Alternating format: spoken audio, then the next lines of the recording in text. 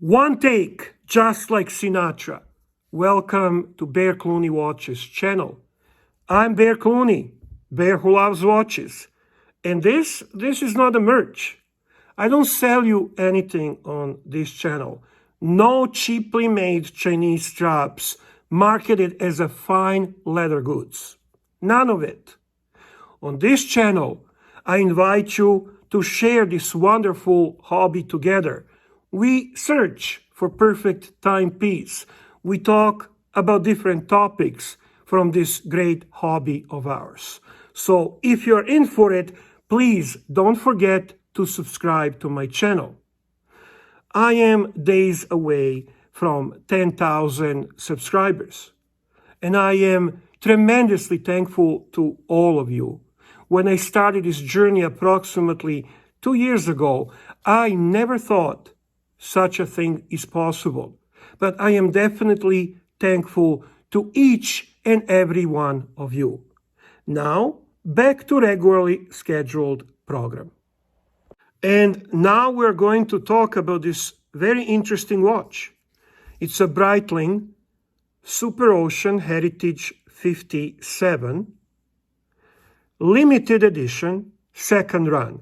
The first run limited edition had a black dial with rainbow indices, and then they came up with this second run of 1,000 pieces. This is the one I'm holding in my hand with a blue dial and rainbow indices. It's a very interesting watch to discuss, not necessarily from a horological perspective. I'll start with my personal perspective. This watch is actually a gift from a friend. This is my third significant watch gift.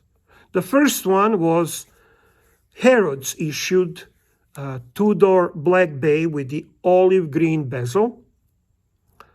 The second one was the Soprano so-called day-date, Rolex day-date, gold champagne dial and yellow gold day-date from a business partner. And this was from a friend. And that's interesting, eh? You know, one advice I would like to give to each and every one of you, the best gift you can do for yourself is get a friend. Work on a friendship. Nurture it. Develop it. There is nothing more rewarding than a great friendship. And I'll drop it. That's it. No philosophical further torture from Bear Clooney. Now, the second interesting perspective of this watch is the purpose that watch was issued. Obviously, besides that Breitling wanted to make some money on it, there was a very honorable reason for this watch. They actually donated certain percentage of sales on this watch to the frontline workers in most affected countries by this terrible pandemic. And I think it's such an honorable thing to do. In these tough times, there are those who genuinely fight on the front lines. And Bear Clooney sends you my regards and appreciation. Now, the third perspective of this watch is we know Breitling is soft on a secondary market. Some might say toxic on a secondary market. And frankly, this is the only watch that is receiving a quite interest and demand. So what drives it? It's a well-made watch, but nothing special. They have these in non-limited editions with regular dials without rainbow indices, and they are melting on a secondary market. So is this a recipe on how you create a watch as a soft brand for the secondary market that can sustain a further decline in value and become more popular among watch collectors? Let's be honest. What drove interest for this watch are two factors.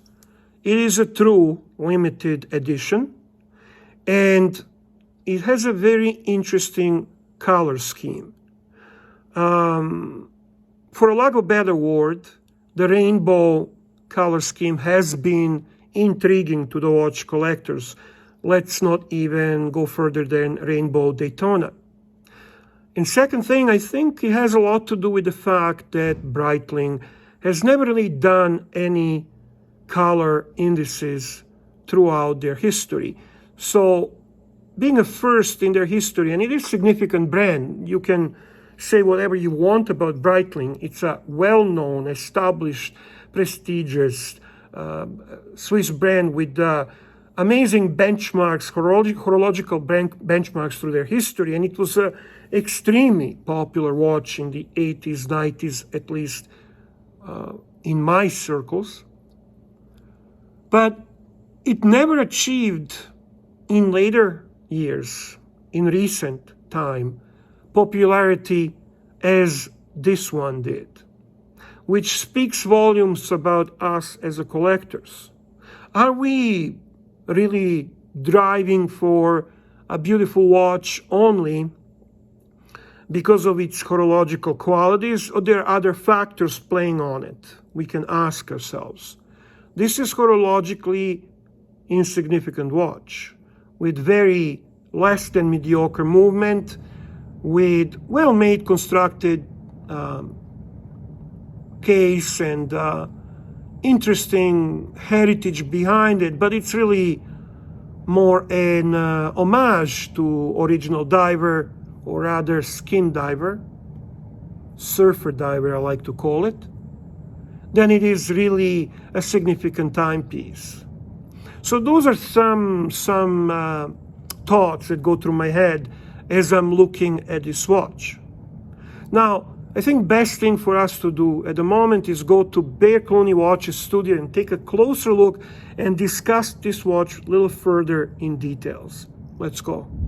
And here we are at Bear Clooney Watches Studio, and we're going to take a closer look at this beautiful Superocean Heritage 57 limited edition second run with a remarkable blue dial and rainbow indices. Now, as usually, I kind of put some props in this set, usually to indicate to what is a feeling I have about the watch. And frankly, when it comes to this specific watch, I think colors is what intrigues me. Colors is what makes me appreciate and, let's say, like this watch. Obviously, the meaning of the gift from a friend is much higher, and I'm not going to go deep into it. But the watch itself has been catching attention predominantly because of the rainbow indices. So the Superocean Heritage 57 capsule collection basically pays tribute to original 1957 Superocean, and it offers this cool, laid-back surfing lifestyle of the 60s captured in this watch. This colorful variation comes, obviously, as I mentioned, in a limited edition of 1,000 pieces, and it retailed at $5,025 US. Specifics about the watch. The movement is the caliber Breitling 10, which is just a fancy way of saying the modified ETA 289282. And hear how noisy that movement is? Movement is not the reason anyone ever will buy this watch. Power reserve is approximately 42 hours. Vibrations, 28,800 vibrations per hour, and it functions on 25 joules. The case back is nice. It's screwed in, and it features this 57 Superocean Heritage insignia. And it is 100 meters water resistance. Now, in a modern day of the divers, that's considered insufficient. But being that this is, in my humble opinion, homage to a diver rather than being a diver, and it is really more surfer-style diver, skin diver, for a lack of a better word, I think it's okay and we can ignore that fact. The bezel is bidirectional, which also goes against any serious diver requirements, and disappointingly on this friction bezel. But okay, the look of the bezel is quite nice. It concaves, if you can notice that. It's ceramic bezel. The color is quite beautiful, and it nicely matches and complements this beautiful blue dial.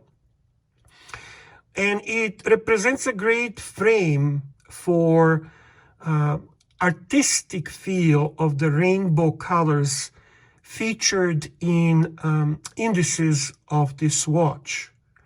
So I think it serves the purpose quite fine for what this watch is all about.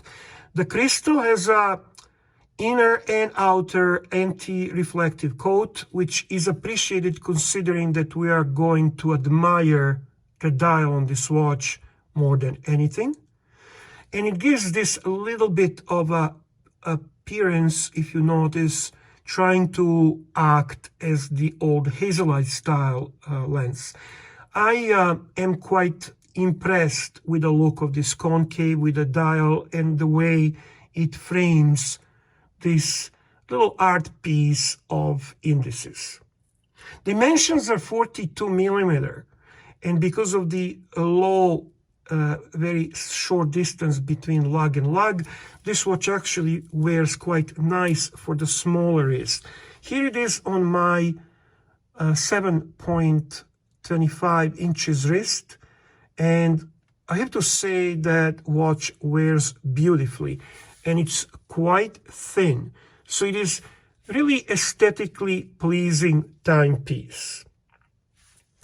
With this limited edition and its rainbow-inspired design elements, some might perceive this watch as, at least Breitling was hoping, as the symbol of hope and optimism, and the fact that certain money proceeds went from the purchase of this watch to help the most affected countries and frontline workers is the feel-good element that comes out of this watch.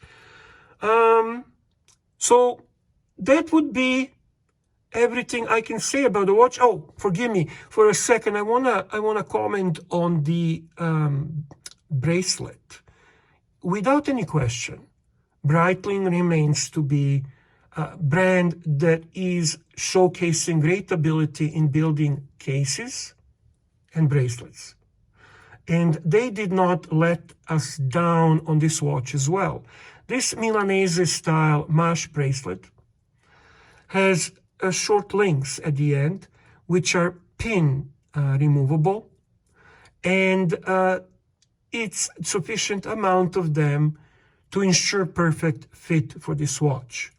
The clasp is butterfly style clasp of the highest quality, and here it is.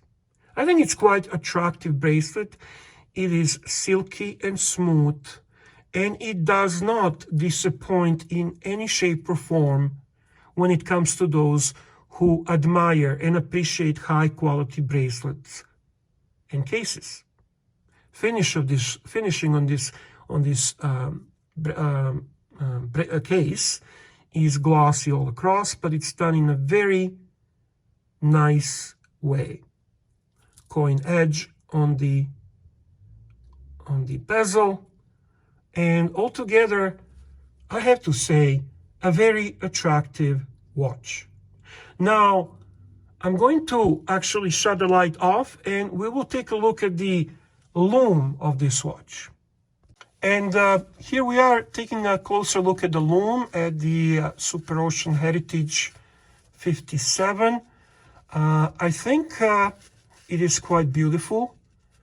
They did manage to achieve the nice color graduation even on the lume. And I think that anyone that appreciates rainbow style indices will quite enjoy this lume as well. Now I am going to wrap up this video. We're going back to Breitling's cave for the final word. And we're back at Breitling's cave, wrapping up this video. I hope you enjoyed the presentation. Thank you all. Please don't forget to subscribe, like, and comment on this video. All the best to all of you.